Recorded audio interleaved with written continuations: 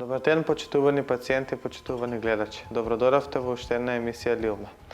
Билка на денот денес е токму билка која што ја имаме сите. Можам да кажам дека ова е зеленчук, освен тоа што е билка, и доста се употребува кај нас, доста употребувале индијанците, мексиканците до ден денес кај употребуваат и не можат да си го замислат нивниот живот без истата. Токму денес зборуваме за лутата пиперка, која што верувам дека многу од луѓето одгледуваат во нивните дворови, но не стрикно за секоја лута пиперка, туку за една врста која што се нарекува чили и сеопшто за лутата пиперка и незините бенефити.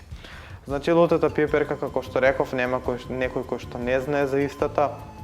Значи, тоа е едногодишно растение кое што расте и се карактеризира со тоа што има повеќе врсти, како што реков, на лути пиперки, од кои што тука се чилито, значи кои што се помали црвенкасти, хабанеро, ги имате овие домашните лути пиперки и така натаму и така натаму. Она на што не интересира што содржи во составот, како може да ни помогне и што можете да припремате од лутите пиперки во домашни услови. Значи, пред се во самиот состав, односно лутината на самата пиперка, ја дава капсаицинот. Таа е всушност супстанца која што делува, значи, односно која што се наоѓа нешто во поголемо количество во семето од пиперката. Покрај тоа, значи, освен што има капсаицин, значи содржи витамин С. Колку повеќе капсаицин содржи пиперката, толку повеќе лута ќе биде. И секако, значи, црвената боја, овде имам како за пример, значи, нашиот домашен зелен пипер, односно зелената пиперка, и тука ни е лутата пиперка или сомелена во прав, која што ова е хабанеро пиперка измелена во прав, а додека ова е домашна црвена, односно така наречени везени пиперки. Црвената боја, јас би ви препорачал да ги користите црвените пиперки, бидејќи црвената боја, значи, токму доаѓа од бета-каротенот, односно провитамин А, која што има за задача и со цел да го поттикне видот, односно го подобрува видот и сите тие функции. Што можеме да лекуваме со лутите пиперки?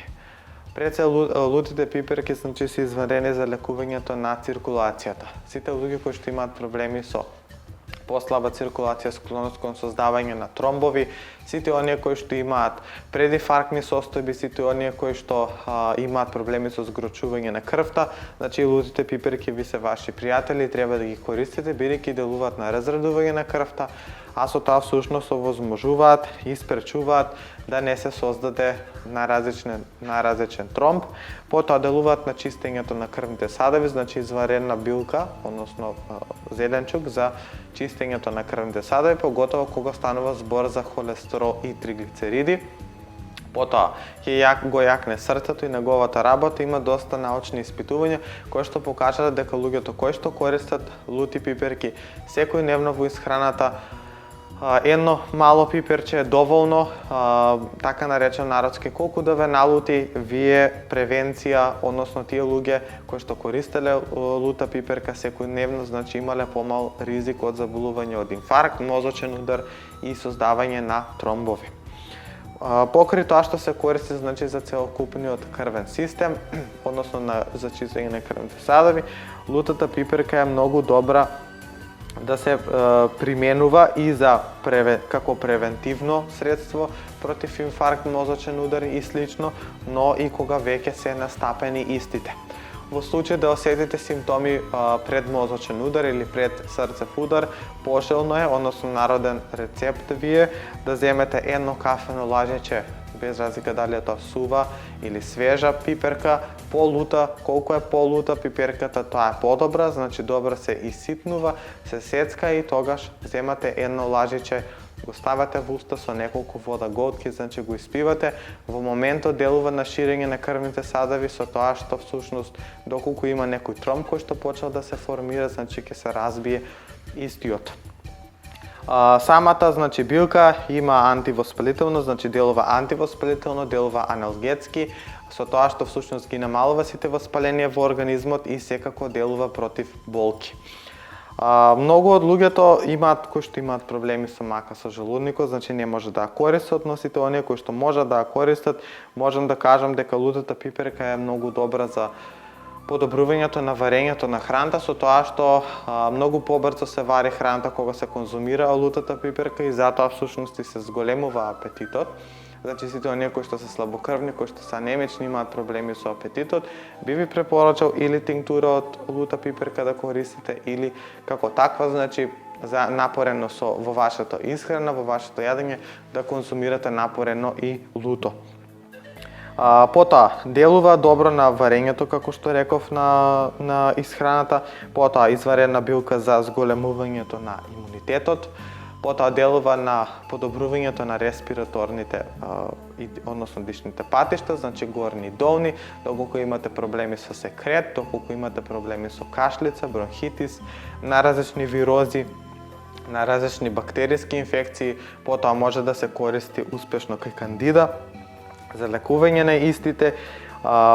Исто така има еден многу добар податок кој што се е спроведувал на глувци во Америка, кој што всушност тоа научно истражување покажало дека користењето на лута пиперка кај луѓето со канцер, поготово луѓето кои што имаат проблеми со простатата, значи кај рак на простата, значи изварено делувал капсаицинот, односно таа супстанца која што се содржи во самата пиперка, која што делувала на поништувањето на самиот канцер, разредување на истиот и овозможува давање на животна енергија, односно ја враќа животната енергија, го подига имунитетот и со тоа всушност овозможува подобро закрепнување и побрзо закрепнување, секако напорено со друга терапија која што ви е препишана или која што ја користите на природна база. Исто така, лутиот пипер е многу добар да се користи и кај диабетес, поготово диабет тип 2, бидејќи делува на намалувањето на шеќерот во крвта. Како што реков, може да се користи и кај кандида, кај наразлични бактериски заболувања, кај наразлични вирусни заболувања и слично, а додека надворешно, значи може да се користи во вид на облоги, може да се користи кај гангрена, може да се користи кај најразлични проширени вени кои што надворешно ги мачкате, без разлика дали е тоа во форма на тинктура, во форма на чај кој што можете да го приготвите или во форма на масло. Потоа делува кај модринки, воспалителни процеси на телото, како што се болки во коските, болки во мускулите, болки во кичмата, болки во вратот и слично, значи може да се користи и да се примени кај најразлични болки и како што реков, секакви воспалителни процеси на кожата. На кој начин можете да ги припремите истите? Значи, надворешно се припремува масло, кое што се користи исклучително само за облоги, напоменувам, и тоа напоменувам, значи, повторно. Користете колку што е можно по-лута пиперка, значи имате доста, да речам, единици кои што се ставаат по лутина кај пиперките, од кои што најлутата, како што реков ви, е хабанерото, заедно со чилито, кој што има над 500.000 единици лутина, значи овие две ви се едни од по-лутите пиперки кои што не можете да сгрешите, значи ви треба со лутина над 500.000 единици. Како што реков, такви се чилито заедно со хабанерото. Или некоја друга која што можете да најдете. Доколку имате други кои што не се толку многу лути, значи ќе ви треба во поголеми количина. Се зема во едно тегло, лесно се наполнува, без разлика дали е тоа со свежа пиперка исецкана или со сува пиперка која што сте иситниле, можете и во прав, еве како овде. Не е битно, го наполнувате теглото до врв, наливате ладно цедено сончогледово или ладно цедено маслиново масло. Го затворате, оставате да стои 21 ден до 40 дена. После 21 ден можете да го користите доколку сакате да ви стои до 40 дена, чисто напомена, доколку не можете до 40 дена. Се процедува и потоа се користи локално, како што реков, за сите овие заболувања, и проширени вени, потоа може да се користи кај најразлични болки, може да се користи за масажа, значи масото загрева, може да се користи кај висока температура, бидејќи поттикнува потење, значи да се измачкате целото тело, потоа може да се користи, значи кај најразлични болки во мускулите и слично, секако тестирајте го првен масото во помали количини на кожата да видите дали може вашата кожа да го издржи истото. Доколку не се појават алергиски реакции, чешење, пецкање, црвенило и слично, тогаш можете да го користите комплетно низ целото тело. Кај мене можете да го најдете мелемот од лутите пиперки, кој што го комбинирам со други билки, кој што го применувам, како што реков, за најразлични болки, го применувам за најразлични ревматски заболувања, за подобрувањето на циркулацијата, значи за проширени вени и слично, и тоа е всушност за мелемот кој што јас го правам. Како што реков, вие во ваши домашни услови можете да направите и чај.